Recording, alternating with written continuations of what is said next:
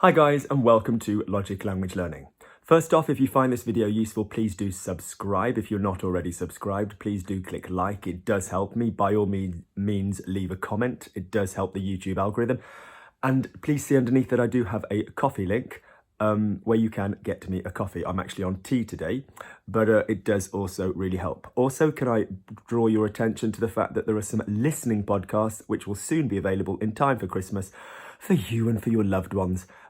For those of you that want to really push your listening. So today's video is talking about stacking infinitives. So stacking infinitives are where you have more than one infinitive in your sentence and what you would need to do to make that work. So in other words, I'm going to eat, je vais manger. Je vais manger. Manger is your infinitive. It's your to form. You only conjugate the first form of the verb, and the other form of the verb is in the long, unconjugated form. Yep. But sometimes sentences are more interesting. So, for example, I'm going to have to eat. There's two infinitives. I am going to have to. So, to have to and to eat.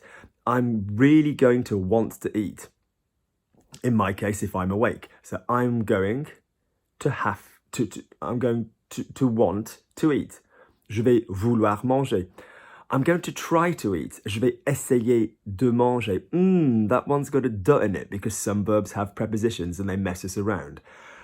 Sometimes we have pronouns in verbs. I do it. I'm going to have to do it. So je le fais. I'm going to do it. Je vais le faire. What about I'm going to have to do it? Where do we place the le? So there's all kinds of conundrums and situations that we need to solve to give ourselves interesting sentences, because this is basically what stacking infinitives means. It means you get to show off more than one idea in a sentence. So let's go through the rules. Rule number one. When you have a pronoun, the pronoun, as you know, according to the Logic Language Learning song, bits before verbs except before infinitives. So for example, if I said he eats it, il le mange. The le is going to go before the verb. And that would work for all of the conjugations that you kind of know, apart from when the mange, the verb that is connected to the it, is in the to form. So for example, il le mange, il le mange, il le mangera, il le mangera, c'est bizarre qu'il le mange, il la mange, il l'avait mangé, il l'aura mangé, il l'aurait mangé, c'est intéressant qu'il l'ait mangé. All these spoken tenses, the le is going to be right before the first verb or the auxiliary verb either way. It's just going to come straight away. And you should by now know that if you have an infinitive, so for example, he is going to eat it, il va le manger, the le moves along the sentence and then goes before the infinitive. The first rule with stacking infinitives is that you are going to place the pronoun at the end. If you have umpteen verbs, you are still going to place the pronoun before the key verb, before the main verb. Think about it like this. So you can either think about it like I'm going to place the pronoun before the last verb. Yeah, so even if I have several. So I'm going to eat it, je vais le manger. I'm going to have to eat it, je vais devoir le manger. I'm still placing it before the last verb.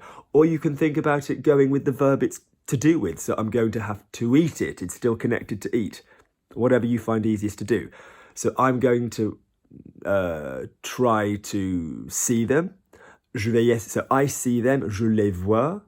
I'm going to see them, je vais les voir. I'm going to try to see them, je vais essayer de les voir. The les would still go before the infinitive. That would work the same with the reflexive. Je me lave, I get washed. Je me lave, je me lave, je me laverai, je me laverai, je me suis lavé, all the different tenses.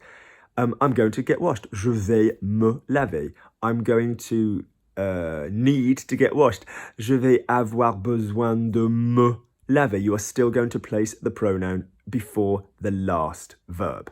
Good. Rule number two. Some verbs, we often refer to these as modals, like want, can, otherwise known as be able to, and to have to, are very commonly used, and they are shoved before your infinitive ever so commonly. So let's just talk about them first. Want you are obviously familiar with, vouloir. Have to, and to be able to often throw a spanner in the works, because in English we think of those as can and must. And they're imports from a sort of middle,